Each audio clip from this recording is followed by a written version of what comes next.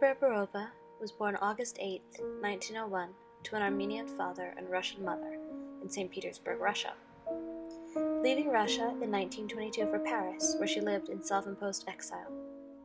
During her time in Paris, Berberova, known best for her examination of the lives and hardships of exiles, was a member of a distinguished group of Russian literary exiles, including Vladimir Nabokov. It was here that she wrote The Accompanist.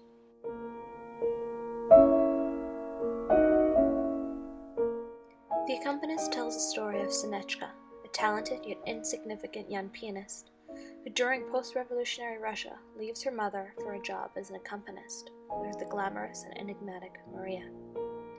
Throughout the story, Sonetchka, who is constantly overshadowed by Maria, seeks to both destroy and protect her, stating that, "I have to make myself invincible, irreplaceable, utterly faithful, without a thought for myself, or else someday betray her, all her beauty and her voice, just to prove that there are things more powerful than she, that there is a limit to her invincibility."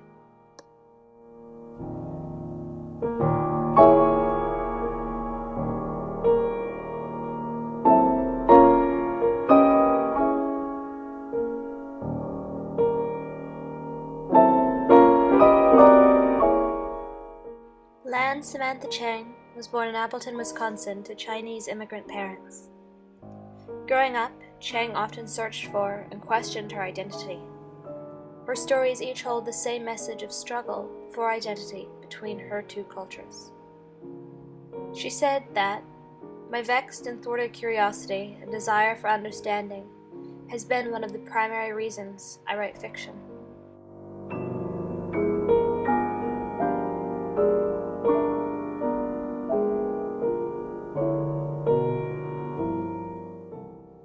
Both stories center around identity and self-discovery. However, the search for these things are done in very different ways. Sonetchka leaves her mother, whom she never truly felt connected with, and could never find the love she craved. At one time I had been a hindrance to her in my life, and now I was no consolation. Something dimly told me that I would never bring her happiness. Did she love me?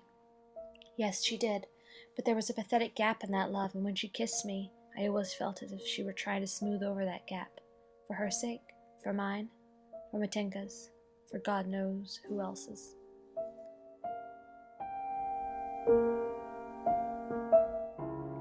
It seems as though Sonetchka may have some hope of finally discovering her own identity through Maria and her job, yet instead she is consumed by her obsession with the woman, and that becomes her persona, her identity, leaving her without a shred of self-confidence, while those around her push her around.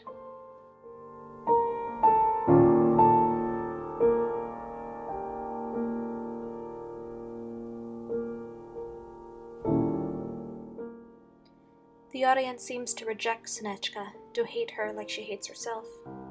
When she discovers that Bear is in Paris for Maria, she does nothing more than think, contemplate, seethe against what is happening instead of taking action.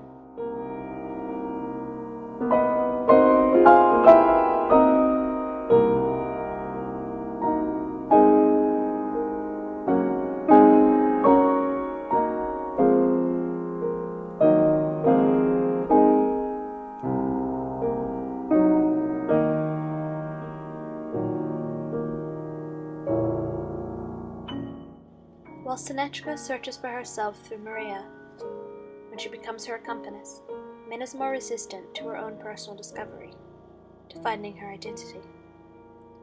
She moves to America, yet refuses to learn English, to progress. When she meets Tian, she becomes even less identity-seeking. Tian is more self-assured than Min. He speaks English, has a job, and finds his identity and happiness through playing music, something that Min fears. His bow struck the strings. It seemed to drop from above, the way a hawk will plunge with sudden swiftness to its victim. He terrified me.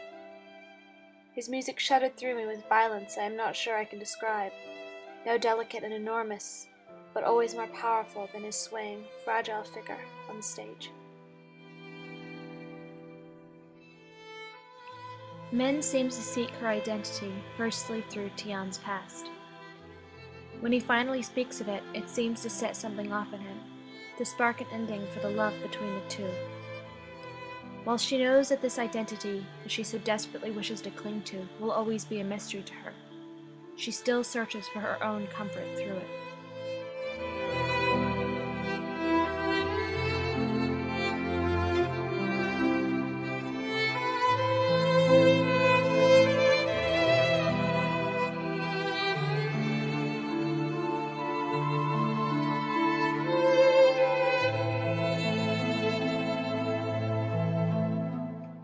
The couple fall into a repetitive, almost silent lifestyle. Their daughter, Anna, seeks to please her father and identify herself through her music, just like him. Yet when it becomes apparent that she is unable to play, she becomes just like her mother, sad, silent, and unable to find herself.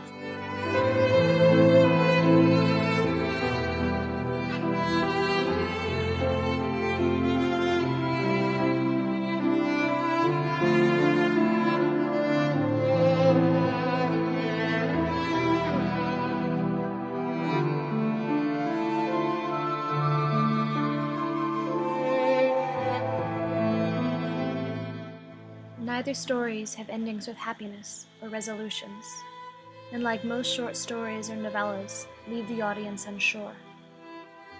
Neither characters ever find their own identity. In Hunger, the audience is unsure if Min is alive or dead. In The Accompanist, Sinechka's identity is still seen only through her obsession with Maria, waiting for any word from her.